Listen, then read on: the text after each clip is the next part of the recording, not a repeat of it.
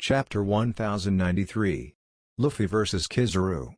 Luffy swings Kizaru around and eventually throws him far away from the control tower, giving everyone a window of opportunity to escape. Atlas decides to head for the Faburio phase to steal back control of the Pacifista Mark III, knowing that they will be a hindrance to their escape. Dr. Vegapunk decides to join Atlas and he contacts Franky to inform him that Bonnie is still alive but on the Faburio phase.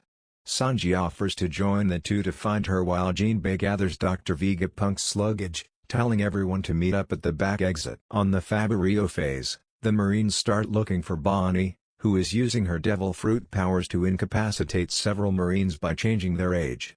As she hides, she looks at the unconscious Senamaru, remembering how he caught her after she hit the Frontier Dome's barrier and fell before passing out again.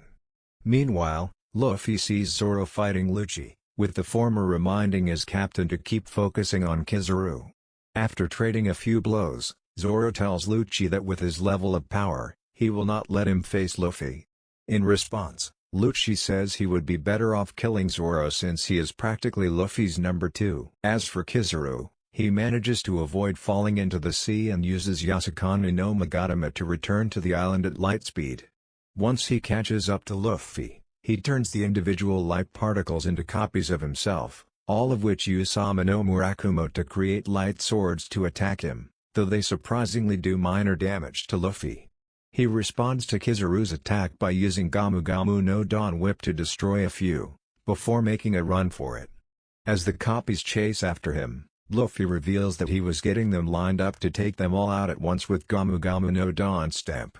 Much to his misfortune, he realizes that Kizaru used those copies to distract Luffy long enough to return to the control tower, where he grabs Usopp. Kizaru realizes that Dr. Vegapunk is no longer present, and both he and Luffy see him and Atlas riding a contraption called Vegatanko 8, with Sanji hanging on the outside.